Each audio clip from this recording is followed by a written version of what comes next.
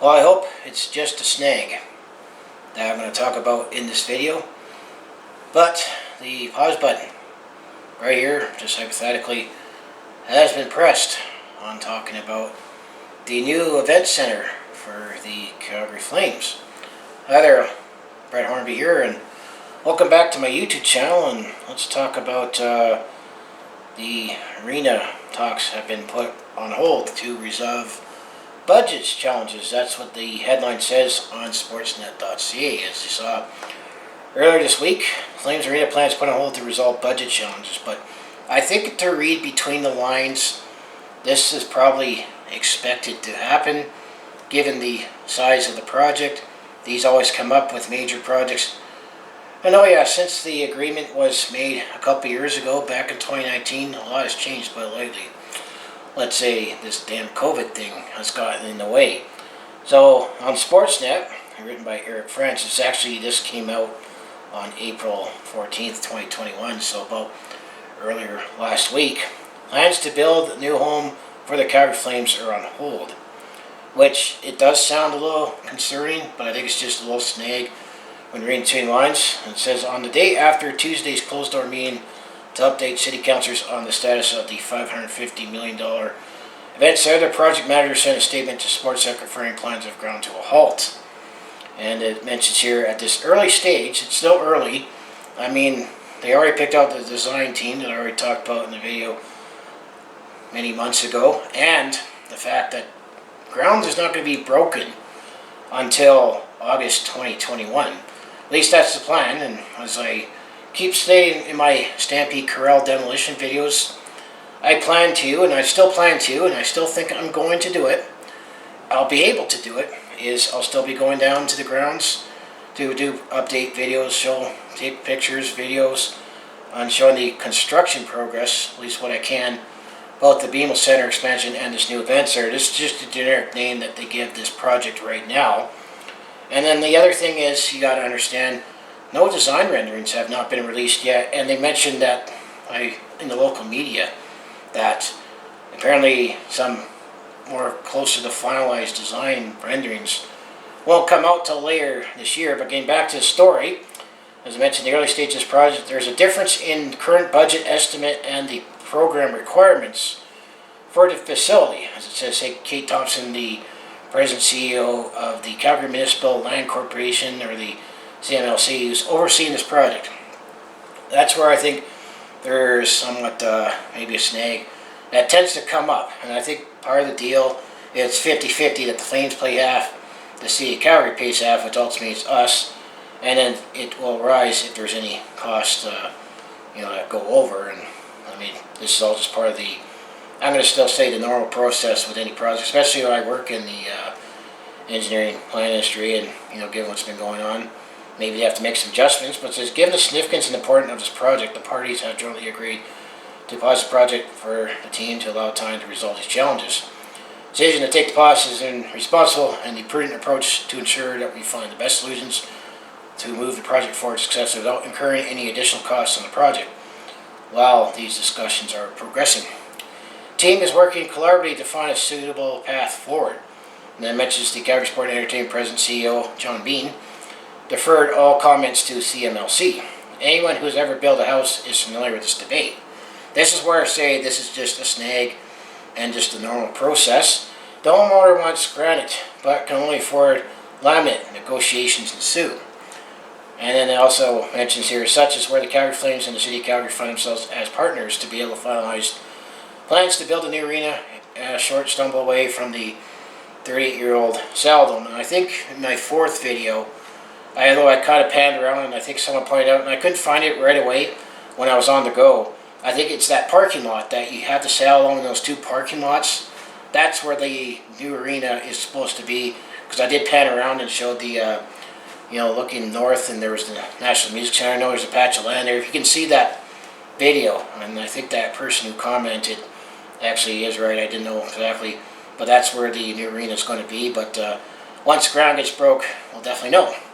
But it says the joint project was a continuous election issue before it was ultimately agreed upon in 2019, because I remember this was a hotly debated election issue in 2017, and Speaking of election, well, there is going to be a municipal election in 2021, and despite how you feel about the current administration, well, actually there's going to be changes where the mayor, Nenshi, is actually deciding to not run again, and a couple of councillors, including Jeremy Farkas and Jody Gunduk, were elected to throw their hats in the ring for mayor.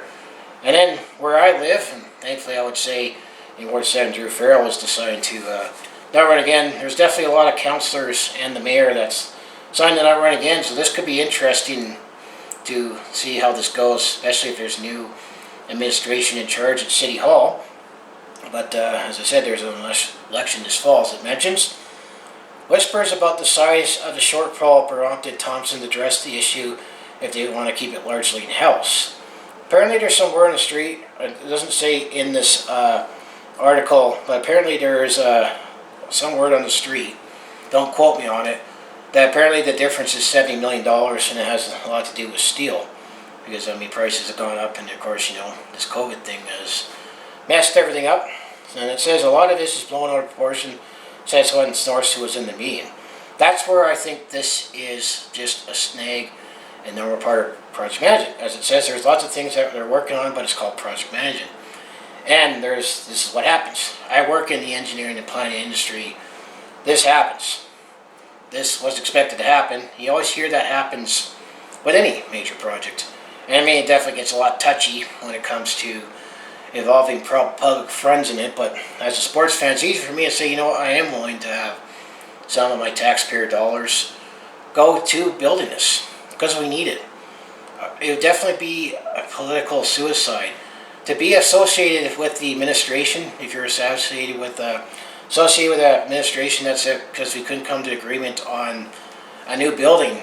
The Flames left town, and it's just more than just the Calgary Flames and the sports teams. It's, you know, it's all part of that revitalization area in Stampede Park to use that area more mixed use year round instead of just, you know, for big events. So the city definitely needs this, and I think it's going to happen. I mean, this is all part of the process that happens. And it says you have to match scope and a budget, and you have to match it, make sure they match up. The arena is not in jeopardy. This is, I'm just talking about, you know, this came out. So I'm trying to put you at ease. I'm trying to put myself at ease reading this, that I think it's still going to happen. I think it's still going to happen. It's just, this comes up. I work in the industry. The joint project between the city and the Flames is supposed to break down in August. It's set to be completed by spring 2024, where construction will start this August in 2021 and then be open in time for the 2024-25 season. I think it's still going to happen. I think the Calgary Flames will still be opening face-off in 2024, October 2024. I'm also assuming COVID's going to end and we can gather and do that. And as I said, amongst other things, the global pandemic has significantly affected the cost, including cost of steel and materials. Yeah, that's where the numbers have started to go up, and that always seems to happen with any major projects. And even if you look at you know, some of those big billion-dollar NFL stadiums that have been built in recent years, even then there were still public funds put in those places as well. And you just got to look at, it's more than just a place for the Calgary Flames to play. I mean, we need the concerts, you know, events. It brings economic activity, so I think this is definitely something we got to build to pay back the city then some in the future. And it's just the whole area of the city's long-term plans in that part of the city in the downtown core and the Beltline.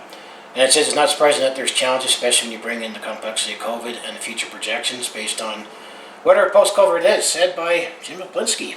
Yes, that Jim Bablinski, who resigned from the Calgary Flames last summer but sat on the negotiation alongside former President Ken King. And may rest in peace, Ken King.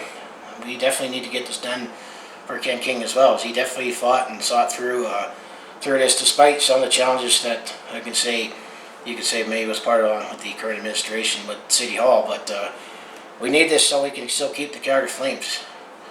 I wouldn't want to be the mayor or councillors associated with that was against this, and we were part of it and eventually kissed the Flames goodbye because we didn't get in the arena. Obviously the fans support here to see it red, but we need to have this done. And I think these are just the normal snags. Then to finish up the story, it says these are very difficult projects to predict accurately. So this is an ongoing process. It requires competent, trusting people on both sides to find a solution that works, and I have faith it will happen. The partnership, which took more than a decade to consummate, states the land, the building on Stampede grounds will be owned by the city and will be operated and maintained by the Flames for 35 years. So going all the way up to 2070, 25, yeah, or 60 I should say, yeah, 35, 25. All cost overruns of the project above and beyond covered by the contingency fund will be 50-50 by the Flames and the city or scaling back plans. So that's what it basically is. It's just a snag right now that I'm going to still say tends to happen. I mean, I guess it's better now that that this has come up now. I mean, I think given, it's been a couple years since the agreement was made, and then COVID got in the way, and it's been on and on and on and on going. I'll leave it at that. But I just think it's a little snag right now. I mean, ground's not scheduled to break on it for another few months. I'm going to say in those few months they could probably figure out and so work their way along. And even then, I think if I recall, when this was in my infancy, but if you look back, when the Saddledome was built, even that building had cost overruns, during the process and different design iterations that happen. Like I say, I work in the engineering plan industry, so these things tend to happen, or something comes up, something changes, that you gotta go with it. Someone might either find a cheaper way to do something, or someone might pony more money and make another change. But I still think it's going to happen. We're still going to have this arena.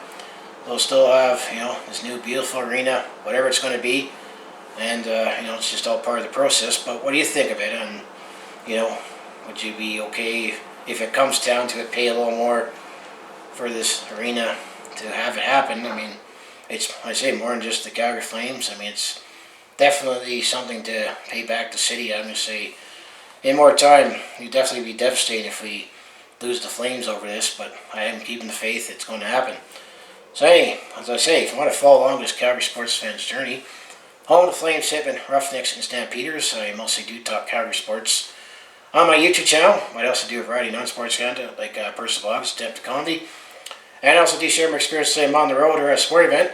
So if it all sounds like it'd be interesting to watch, to follow along this Calgary sports fans' journey, you know what you do, just make sure you like, subscribe, and also have my other social media down in the description below. So I'm going to still say I'm going to think this new arena is still going to come on time. We'll still have to work on the financials, but I think I still will be later this year, in the next few years, if I still plan to keep being a content creator. And I'm still going to be making my way down to Stampede grounds to share the progress of both the BMO Center expansion and this new event center, which will be the new future home of the Calgary Flames, as well as the Hitmen and Roughnecks. So as I say, thanks for watching, and I'll see you in the next video.